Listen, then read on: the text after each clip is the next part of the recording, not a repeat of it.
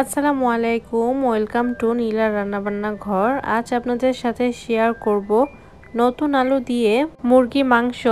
খুব সহজ রেসিপিতে আর খুবই মজাদার রেসিপিতে আজকে আপনাদের সাথে শেয়ার করব। তাহলে চলুন দেখে নেওয়া যাক রান্নাটা কিভাবে করব।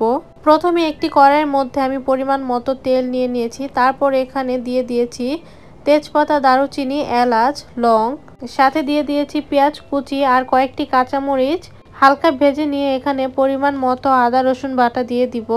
আজকের এই রান্নাটা আমি পেঁয়াজের পরিমাণটা একটু বেশি দিয়েছি। সব কিছু ভালোভাবে ভেজে নেওয়ার পর মশলাটা কষিয়ে নেওয়ার জন্য সামান্য পরিমাণ পানি দিয়ে দিব।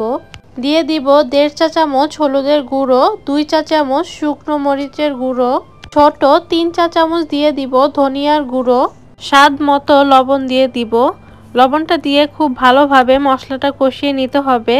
আজকে এক্সট্রা কোনো মশলা ব্যবহার করব না, এই মশলার মধ্যেই আজকে পুরো রান্নাটা করে ফেলব। যেহেতু এখন শীতের সিজন তাই এখানে দিয়ে দিব একটি টমেটোটা আমি কিউব সাইজ করে কেটে নিয়েছি। আপনারা চাইলে ব্লেন্ডারে ব্লেন্ড করেও দিতে পারেন। আজকের মুরগির মাংসটা এই টমেটো আর নতুন আলু দিয়ে করেছি। আপনারা চাইলে আমার মতো ট্রাই করে দেখতে পারেন, খেতে কিন্তু দারুণ লাগবে। আর টমেটোটা দেওয়ার কারণে রান্নার কালারটা অনেক সুন্দর আসবে। টমেটোর সাথে মশলাটা খুব ভালোভাবে কষিয়ে নেওয়ার পর টমেটোটা গলে যাবে। এবার দিয়ে দিব সব শেষে মুরগি মাংসগুলো। খুব ভালোভাবে মশলার সাথে কষিয়ে নিতে হবে। আজকে এখানে একটি মুরগির ফুল অংশটাই আমি নিয়ে নিয়েছি। মাংসের সাথে পা, গিলা, কলিজা, মাথা সব কিছুই নিয়ে নিয়েছি। মশলার সাথে খুব ভালোভাবে কষিয়ে নিতে হবে। আর টমেটোগুলো কিউব করে কেটে দিয়েছি। ফুল কষানোর মধ্যে টমেটোগুলো গলে যাবে। এখনই দেখতে পাচ্ছেন কষানোর আগে কালারটা কত সুন্দর দেখাচ্ছে। এবার ঢেকে ভালোভাবে কষিয়ে নিব। কিছুক্ষণ পর ঢাকনাটা সরিয়ে দিয়ে ভালোভাবে মাংসটাকে নেড়ে চেড়ে দিব। আর মাংস থেকে কতটুকু পানি উঠেছে আপনারা দেখেই বুঝতে পারবেন। আর এই পানির মধ্যেই মাংসটাকে ফুল কষিয়ে নিব। এখানে এক্সট্রা কোনো পানি ব্যবহার করব না। এবার আবারও ঢাকনা দিয়ে ঢেকে কষিয়ে নিব। এখানে ছোট ছোট নতুন আলুগুলো নিয়েছি, ভালোভাবে ছুলে নিয়েছি। আমি আগেই ভালোভাবে ধুয়ে রেখেছিলাম। এবার এখানে মাংসের মধ্যে দিয়ে দিব। আর মাংসের সাথে আলুটাকেও কষিয়ে নিব। যেহেতু নতুন আলু বেশিক্ষণ কষাতে হবে না, অল্প সময়ের মধ্যেই খুব ভালোভাবে হয়ে যাবে।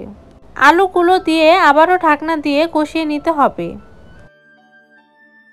মাংস আর আলুগুলো যখন ঠিক মতো কষিয়ে নেওয়া হয়ে যাবে তখন এখানে পরিমাণ মতো পানি দিয়ে দিব।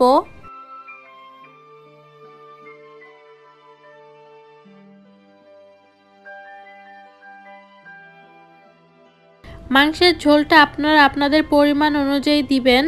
নতুন আলু দিয়ে যেহেতু ঝোল ঝোল মাংস খেতে বেশি ভালো লাগে তাই আমি হালকা ঝোল রাখবো, একবারে ভুনা করে ফেলবো না।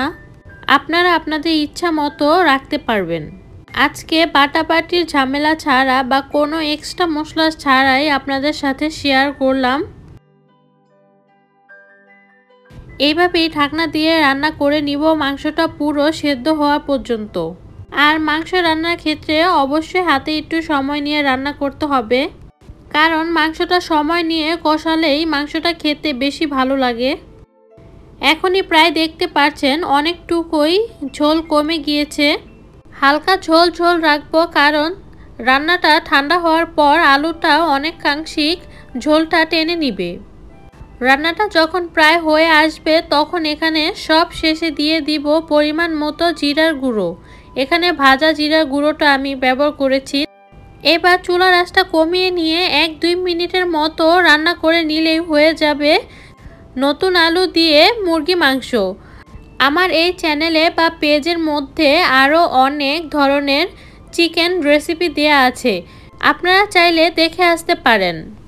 তাহলে আমার আজকের এই নতুন আলু দিয়ে মুরগির মাংসের রেসিপিটি কেমন লেগেছে অবশ্যই লাইক, কমেন্ট, শেয়ারের মাধ্যমে জানাবেন। এবং এরকম আরও নতুন সহজ রেসিপি পেতে আমার চ্যানেলটাকে অবশ্যই সাবস্ক্রাইব করবেন এবং পাশে থাকা বেল আইকন বাটনটি অন করে দিবেন। আবারও কোনো নতুন ভিডিও নিয়ে চলে আসব। সেই পর্যন্ত ভালো থাকবেন। আল্লাহ হাফেজ।